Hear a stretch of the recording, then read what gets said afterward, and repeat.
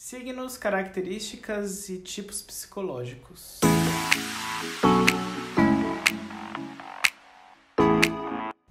Não vou ficar falando sobre signo, até porque eu não manjo, mas eu acho muito incrível as pessoas que manjam, que gostam de falar sobre isso.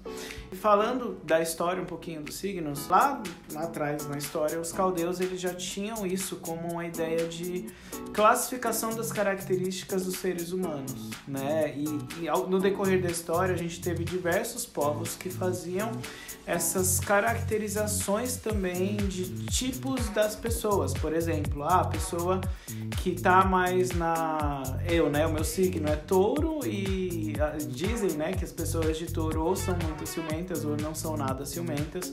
Eu, no caso, não sou nada ciumenta. Gostam bastante de comer, gostam bastante de afetividade, de cozinha, aquela coisa toda.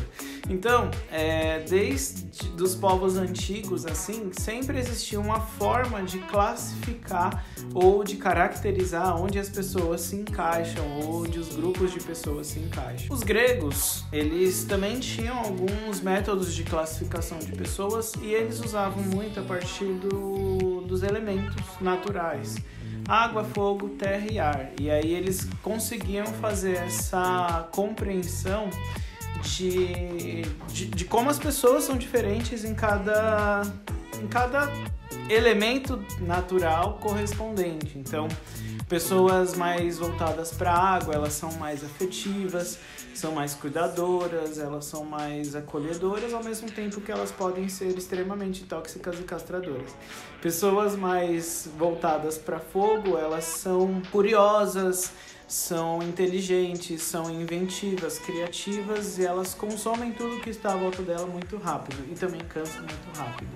Pessoas terra são aquelas pessoas mais firmes, aquelas pessoas que também elas são criativas também, tanto quanto as de fogo, mas não no sentido ideológico, mas no sentido material, né? Pessoas que fazem, pessoas que têm facilidade com o artesanato, pessoas artesãs, fabricadoras de armas, etc. E as pessoas que são mais ar, que são aquelas pessoas secas, duras e diretas, cortantes, né? Então, essas classificações através dos elementos naturais, elas são muito interessantes porque a gente pode fazer diversas alusões se a gente pegar cada elemento. E dentro da psicologia analítica, isso corrobora com a ideia dos arquétipos mesmo, né? Eu já comentei um pouco aqui sobre os arquétipos, que são formas que estão, né? Formas que estão ali e que elas são preenchidas com as diferentes culturas e diferentes povos, e aí alguns sinais acabam sendo reconhecidos e a gente consegue entender a imagem arquetípica de cada coisa, de cada arquétipo. Reconhecendo isso, a gente sabe mais ou menos do que se trata ali. Não diferente, né, já aqui no século XX, quando Jung ele começa a se desvencilhar do Freud, e aí a gente vai ter a teoria adleriana e a teoria freudiana como principais da psicologia.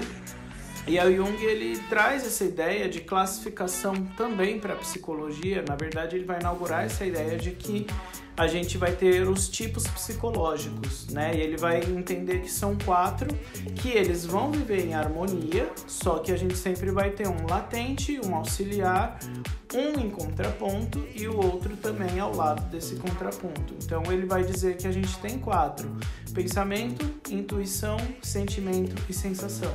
Tem testes, né? Hoje o Quati, por exemplo, é um teste que as pessoas aplicam para identificar qual que é o tipo psicológico regente de um paciente, né? Isso você vai ter que ver com psicólogos e psicólogas. E eu não acredito que seja algo estático. O meu tipo psicológico é pensamento, então eu vou ser para sempre pensamento. Eu acho que há momentos e momentos. Por isso que Jung sempre colocava tudo em círculos, né? E em algumas classificações em que todas as coisas elas se integram. Porque, de fato, somos unidades, né? Somos seres que corpo, mente, tá tudo misturado.